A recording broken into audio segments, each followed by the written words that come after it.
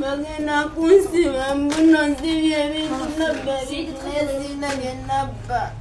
Sina byenabba nze wallahi billahi tallahi. Sina byenali nzibye nze. Teriiwo. Achana kunyonjogera sister afa atemeza mabega wa mitayimbwa gwe naagala okumanja byatandikidde gyebyagweredde bya biki na biki ebyabaddewo watch to the end togenda kugisanganya kubeera nga nkuleetera akatambi akalala nga nnyonnyola naye nga kyannaku nnyo kyannaku ddala mwena abaana abakola n'Abafiripino abakola n'Abayindi mumanye enneeyisa abantu abo gye beeyisaamu. Sister afa abadde nga akola n'Omufiripino ng'amukuba amuggonda alina ebiwundu alina ebisago lwa mukozi munne. Abantu abo basusula abantu abo batulugunya banna abantu abo bayisa bubi bannaabwe bw'osanga tolina self defense tosobola kwerwanako buli obuntu bubi nnyo abantu abo babi nnyo so mutambuze video sister afa asobole okuyambibwa bannange mutambuze video sister afa asobole okuyambibwa nenga kyanaku ddala nga tukyeyongerayo mwasuze mutya mwenna abalungi abampuliza Channel Media Call subscribe for more updates like share and comment tubeera okunyiga notification bell obenga notified when take our video empya jana airport pickup nyongero bakubiriza bane mutem booking obudde bukyali tofayo batonna bakumanya lunaku lw'okumawo tofayo obaokomawo ddi job booking ng'emiwendo gikyali wansi ddala saagala emiwendo girinya ate muŋŋambe nalaba Ramadan discount nze nga sinategeera lwenkomawo ebbanga tuba tugenda kulinda olaba ba December ba bookinga naye ate olwo mwaba after Ramadan so mujja mu booking ng'emiwendo gikyali wansi ddala muneesige mbatambuze ku layisi jja ku WhatsApp kuba screenshot oŋŋambe nti ndaba video ng'ogamba bwoti ne bwoti ojje tuteese ojje twogerezeganye tuba tetusobola kulemya tulina free wifi ate nga tulina n'ebyokulya nambuza family zammwe airport kubwerere ne babalaba nga mulandinga njogere kindeke ki bulijjo mbibannyonnyola baddiya mujje tutambule ffenna ku layisi tweyongereyo ate nga nnyongera okubajjukiza nti tulina nti ngenda kubeera nga mbalaga ne birthday party ya mukyala Bebe Cool omukyala Zuena Kirema walabe engeri gye ba celebrate nzeemu birthday na biki egenze maaso na biki ebibaddeyo. Okay. Manyagange zenani musa. What's your company? No company janajira najana ajis never tunda that's no company. Basuanga nsute walo kana domoka nyesi mukaga nkwano mu Filipini ngankuma amigo nganuma ninene bisago nejo yanumi nankuba nembagamba ansute walo bamisaba kuviyambe bakadama mwena netsaga Mr. Henry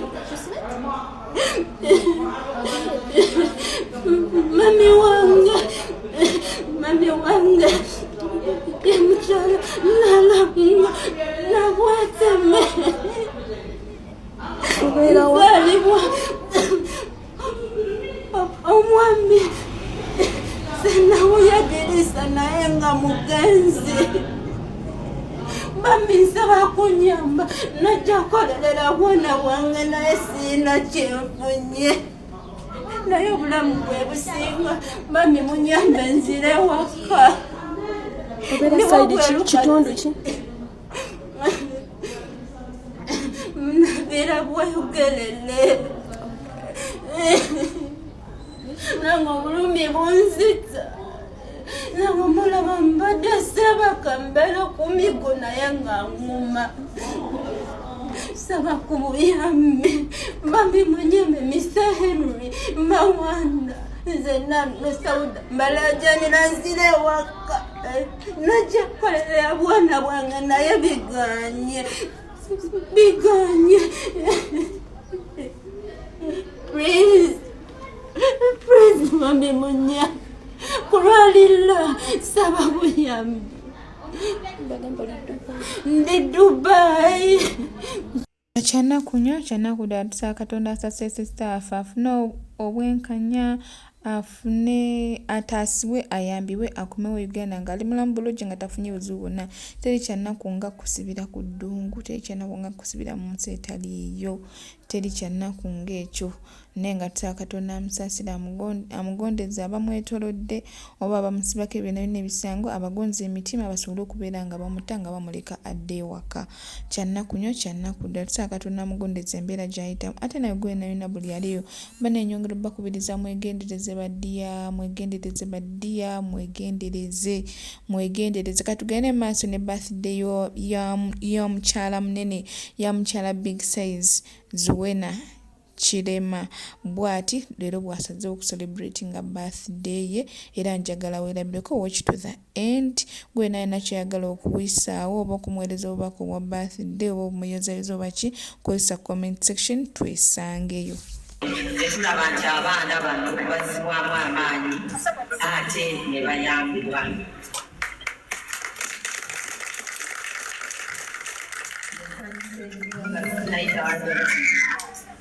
Njagala okwandula okugamba maama Zuwena nti buli mukolo gwange gwonna otera okundaba nga mpositiize keeki zonna njawulo nze ne sisita wange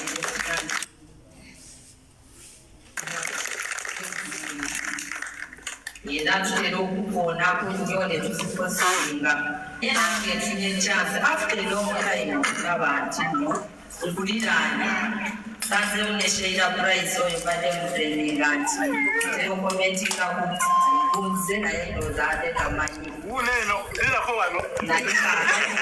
Hajati okusa anyanziza abagenyi okutongole ebirala nja kwongerako Hajati. Assalamu alaikum wa rahmatullahi wa barakatuh.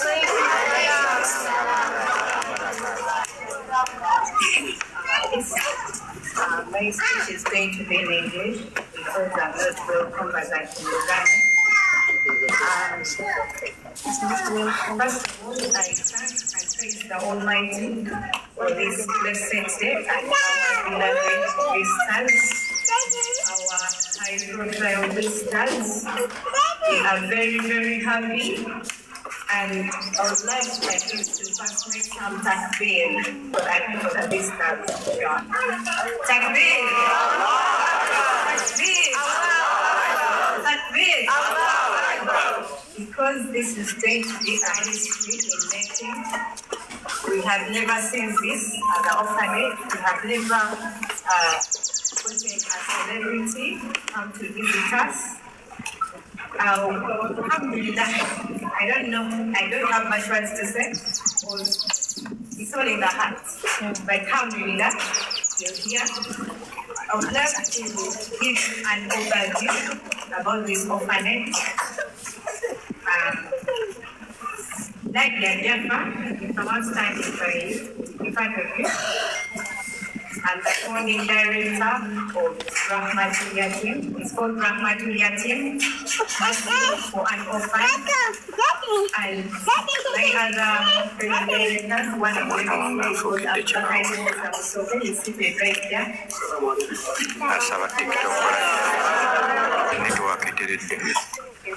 Our orphanage gives accommodation to more than 75 children, of which the biggest percentage are orphans. We also have little orphans who reside here and children who are just vulnerable, just abandoned, and they have their people, the children who are just abandoned. Our home is rented, and it has been running in this place for more than 5 years now. And for more than those 5 years, we have been moving and facing a lot of challenges. However much the challenges that we've been facing, we have stayed up to date because of the passion that we have, the passion for taking care of the young children like this one. We have children from 3 years up to 18 years. For all those young, we have children who have gone up to secondary and they are not here right now. And the biggest percentage is the lower classes, the ones who are here right now.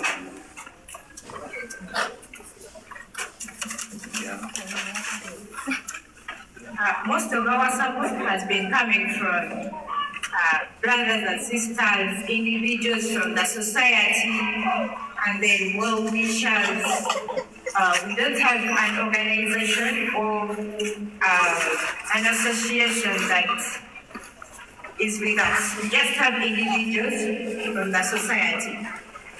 We would love to request our beloved visitors that let this not be the last time for you to come here or to come and associate with the children, because whenever they know that there are people out there who care for them, it makes them feel strong to move along with them. We've been facing major challenges in education. Currently, we've paid like 30% of the school fees for the children. The reason is why some of the children here that haven't gone to school yet, who are supposed to be in boarding, is because our members are still soliciting for them, in that if the money actually, then that's when they'll be going back to school. So on a normal day, our children here, the numbers are around. Incoming call from a dealer as identified by Truecaller.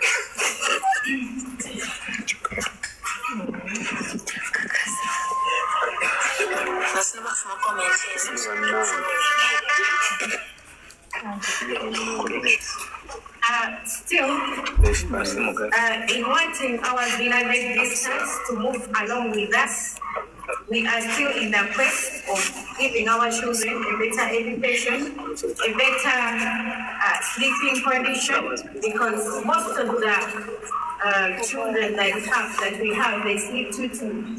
If we get time, we'll take a tour around the premises, in their rooms, and then we see how that's really functioning. I would love you to have better medical care, because most times when you have, especially contagious diseases, most of them get sick, and normally the burden is already big. So I believe that if we get there together in this cause, we shall be able to give the children a better education, better living environments. Inshallah.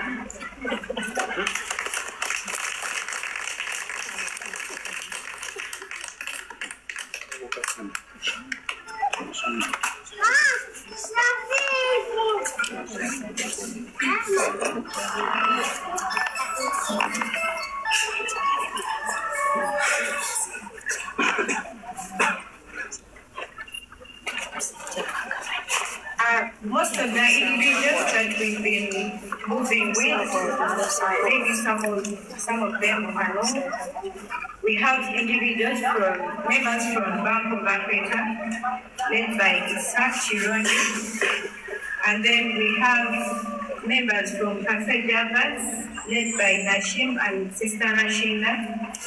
Then other individuals, Justin Gibbons, Janet Sinadu, Shamim Babu, Rehema Raja, Emre for Isaac. Those are some of the few people that we move with.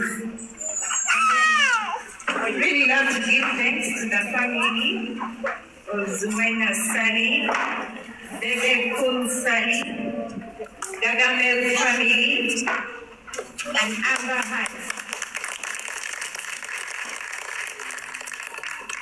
Choosing to come and have the celebration here with the orphans here. We are really, really grateful. May the Almighty reward you the best in this world. May He give you increase in good health, in wealth, cure from diseases that don't get treated, and all the best.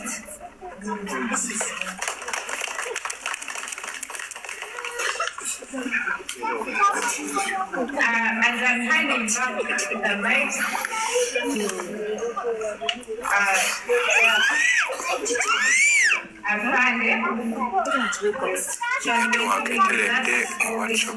network. We have been working together and we have not faced any big challenges or any big threats in this place because of our funding right here. For all these years, more than 5 years, we have been together and we are still moving together with her. I also pray that the Almighty Allah rewards her with the best in this world and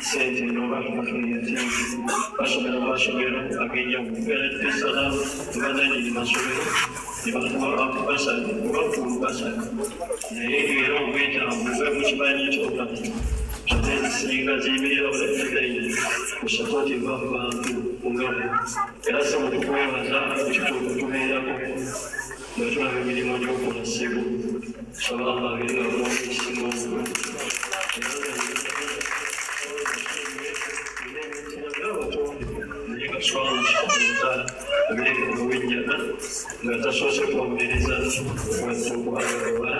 inshallah nsomera entambuza y'abaana baana bakyali bataakamu ate nga basala makubo era mu mbeera embeera transport nayo erimu bakyali balina okubanga batambula basala nawe transport bakyali inshallah nsomera nibyokulya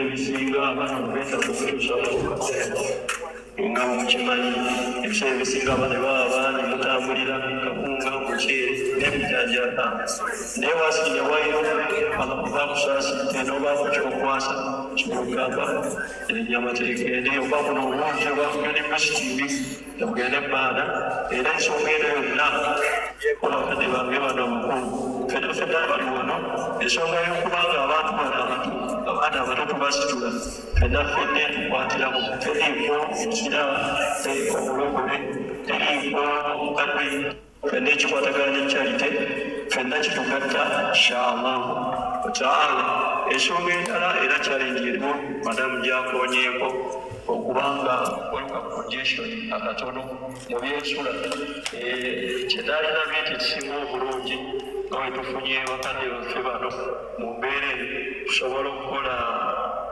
fundraising era tukobolyawo okufuna ekifo kiri permanent nga kigazi ekazi nga 5 ne tubanga tuzimbako abaana ne basobola bantunga bagazi tukolerako n'emirimu emirala ne basobola teekako n'amalwaliro ateekako n'eddwaliro nga ligasa abaana n'abantu aba community inshallah taala obolyawo tujja sinkana maaso ga allah nga tusiimye kubanga buli omu allah amubalira ku busobozi olina obusobozi bwokuma allah takunenya kwekyo ekisukka omukono gwo bwegugaludde ng'otadde mu nsawo inshallah taala sigenda kwogera bingi kuba olunaku lwa maama waffe Zuwena ebigambo ebisinga bigenda kuva gyali inshallah taala barakallahu fikum wa jazakumullahu khair assalamu alaikum wa rahmatullahi wa barakatuh.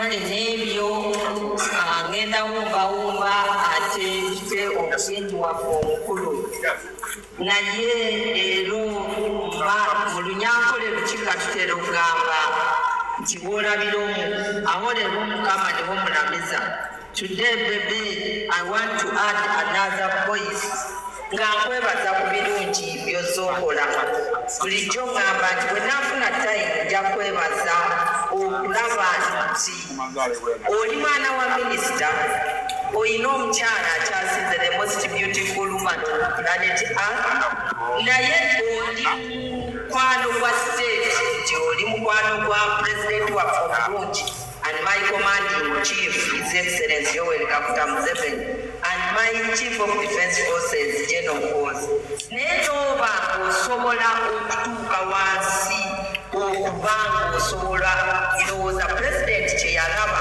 n'asalawo okukwasa obufuna oba okuma mukwano gwe okubanga oyamba abantu weebale kuzimbira president ennyumba weebale n'ebingi by'ozookola naye nze nfunye chance leero okwebaza kuba omwana oyo kimu bibiri buli lwe mulaba ku tiktok aba acelebratinga your life nange nyongerako eddoboozi nga Seka bwagambye nyinza obutabisobola mu busiraamu ku luwalabu nensaba mukama katonda gwe tusinza gwe ne maama Zuwena abongere obulamu musobole okubeerawo okukula okubeera n'ekituukaawo kubanga kizibu nnyo omuntu ali obulungi ate okubanga akolaki ngadda wansi okuweereza abantu. Maama Zuwena weebale nnyo weebalire ddala weebale kuba support system because they say behind a successful man there is a woman. Thanks for being a support system to my brother Baby Boy and I pray that you continue to flourish. Nze nindamba geeri erimenya ebitooke kubanga abantu baaba mwakola eya silent naye naffe twagala okulaba kweyimba ate nga manyi Allah ajja kikutuusaako kati kansabe omugenyi waffe omukulu tuwulire ku ddoboozi lye manye abaana bateesima ono ye mukyala we bayita Zuwena omukyala wa big size baby cool azze okujja nammwe keeki ye n'atagenda Amerika n'atagenda wa nsaba ababuzeeko owulire ne ku ddoboozi lye oba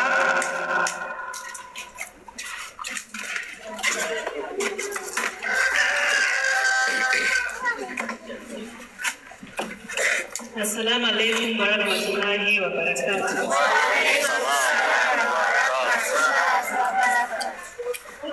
Kansogende yanze webale nnyo kunzikiriza okujja okucelebrate olunaku lwange nammwe. Webale nnyo nti mwekiriza okugenda ku ssomero lwaleero mujje mubeere wano nange webale nnyo.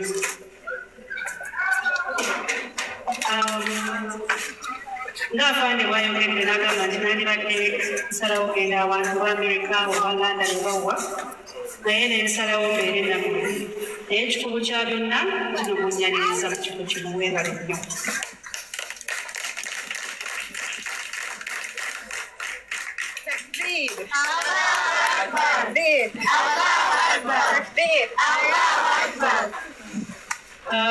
Njagala nakwebaza abantu ab'ekifo kino bajati naawe sebo tweyanziza nnyo neebaza ku behalf ya the Muslim community. Thank you for taking care of these children. Si kyangu okuba nti okwata bamulekwa n'obakuŋŋaanya obira ng'obalabirira ng'ate naawe olina famire nnyo. Okulabirira famire kintu kikulu nnyo ate kyetaaga maanyi mangi naye okuba nti omwami ono n'omukyala baasalawo babeere namu kintu kikulu beera twebaza Allah era Allah tumusaba nti abongere amaanyi abongere buli kimu kye mwagala era obadde tuwuliza bimwetaaga tusaba Allah akkirize okusaba kwammwe tusobole okuba nti abaana bano bweyongera okubalabirira. Mwami Sali webale tuwulirekere omwami ono gwe mulaba abadde n'ebyokukola bingi olwaleero naye asazizaamu buli kimu buli kimu nagamba omanyi bwekibanga nti baana basiraamu baana bamulekwa era nagamba singa obadde muzibu obakwata oba kiki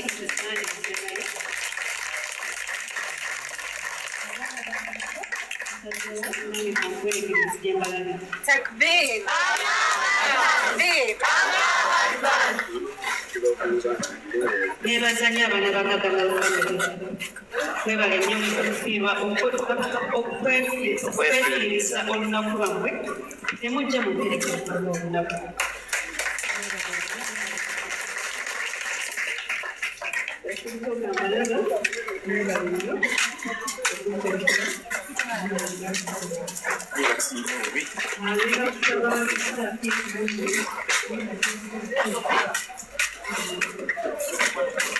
Kati kambatwale ewali ebintu fuso y'ebintu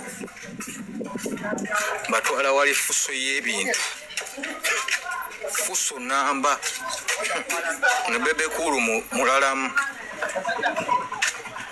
fuso namba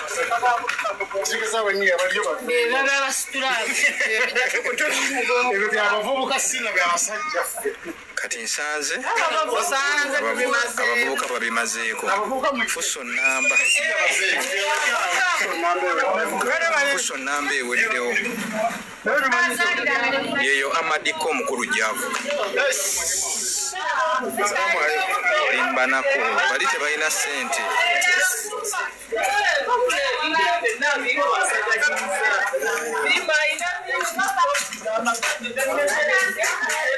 fuso namba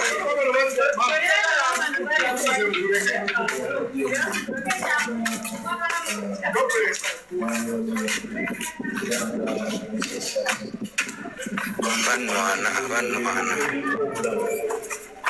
abalala tibanoonyeza ebirala amamotoka ebizimbe ennyonyi naye nze okuyamba n'okuddiza abantu kyekimpa gaasi entambuza era eno organisation nabadde sigimanyiiko entegekende yaleero era mu mangu ddala kaneebaza abaana ba Gagamayo family ne Amber Heart Foundation mukyala wange bansula nti be bakoze initiative eno okulaba nti kino kikolebwa olunaku lwaleero mbadde siinaako idea era oluŋŋambye kyekiro natuuse wakasangusangu olwaŋŋambyeko tyankya nsaba omperekere tugenda ku foundation grant badde nokkera ku makya n'ensazaamu meeting zaffe zenina zonna olunaku lwaleero okusobola okulaba nti ntuuka wano era kwe kutuuka ekikeerezi era awo ekikeerezi tusaba musuliwe naye ensonga ebadde bwetyo kakati fasija okwongera okwebaza hajati Nadia Seka Elia Salifu Abakari Musa ne Oligoa Nkola Fena nti essanyu ly'okubeera omunnauganda kwe kulaba nti tuyambagana era nga tukolagana ng'abannayuganda njagala tubakubireko engalo olw'okuvaayo nemukola foundation okusobola okuyamba bannaffe abalina ebyetaago nga bino ogenza nomesoninga haji nti oba hajati yagambye nti foundation eno si abaisiramu bokka naye abaana enfunzi abatalina bazadde abalina abatasobola nebibalunze bebaba balina naye nga beetaaga buyambi kwegamba ekyo nekikulaga nti kivudde mu ddiini batulaga kifuuse ky'abannayuganda njagala olunaku lwaleero okuluserebuletinga mu ngeri ey'okwongera okuyigiriza abatulaba mwenna ku social media first of all era kangende mu maaso nebaze mwenna bannambeemu bannamawulire batudde mu nsi abasooka tebakyali abalumi today bannamawulire abasookera ddala be ba tiktokers era njagala kubeebaza nnyo mwenna ba tiktokers okuba nti emawulire temamizu ajja wano nemugobere njagala message eno egende eri abalaba tiktok ne amawulire amalala gonna nti bannange buli we mulabanga pepekulu oba famire ye tugenze maaso mu nsonga zino tekitegeeza nti tulina batulaga tulumirwa wamu ne bannaffe ababa babeera muki mu bizibu ebyo ebiseera ebisinga so tuddayo emabega ne tugamba akatono ke tulina katukakole ki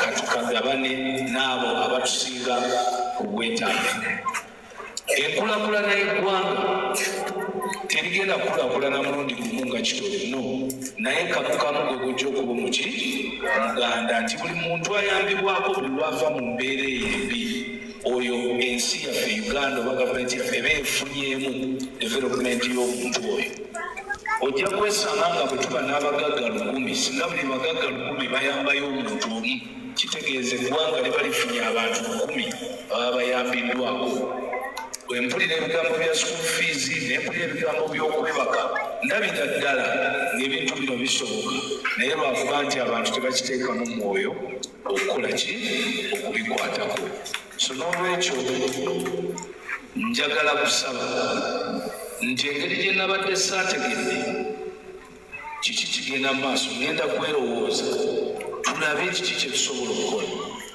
saagala kusuubiza byesobola naye ninawo byemmanyi nti nze nga bebekube binyangwira okukola era nti tuyimiridde mu ddiini yaffe y'ekiyisiraamu ekyo kijja kuyadde baana bonna bajja naye mu ddiini y'ekiyisiraamu nti nno era foundation esoose gyemwenzeeko nga eddiini ey'ekiyisiraamu ekulembeddwa era nsuubira nti nno wano wajja kubaawo akabasa akagenda okusooka eri bamaseeka bamufuti baani nti no pepekulu agenda bakuŋŋaanya tulabe kiki kye tusobola okukolera foundation eno okusinga otubuulirira obubuulirizi kuluno tugende mu action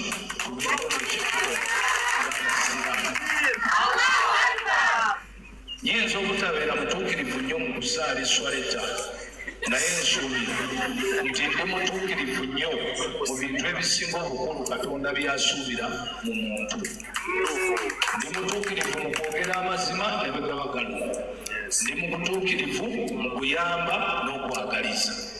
Sebyo nsuubira biyinza okusubstitutinga ebibi byange. So bamaseeka munneerinde, abakulira obuyisiraamu mu Uganda munneerinde, nzija ensonga endeeta tukwatire wamu tulabe ekiki kye tusobola okukolera foundation y'obuyisiraamu eno gye tusanze endejje ng'evugirwa obuyisiraamu okukiririza basiraamu. Tujja kukwata nze ne famire yange ekyo kisijja nakubuuza mukyala kuba kimanyi kyekigenda okuddako nti tugenda gamba nti kasita tumaze pulojekiti tondeka ekiwaatule w'omwaka guno 2025 tusooka kugamba oyinza okubagamba nti taliiyo oyinza ogamba omuwadde musoga tondeka ekiwaatule ow'omwaka guno 2025 nga tuli mu kalulu nga tulwana okukomyawo Pulezidenti Museveni asobole okwongera okukola n'okumaliriza ebintu ebimu nga bino bye tugenda okwogerako. Tugenda kumukwata nsaba n'obuwagizi bwonna obuli mu Uganda obw'Abannayuganda naddala obwa mufuti atutwala n'emizikiti gyonna. Tukwate abayisiraamu tuyiike ekiwaatule tuzimbe tufune tusobole okufuna obusente tugule ettaka tuzimbe foundation.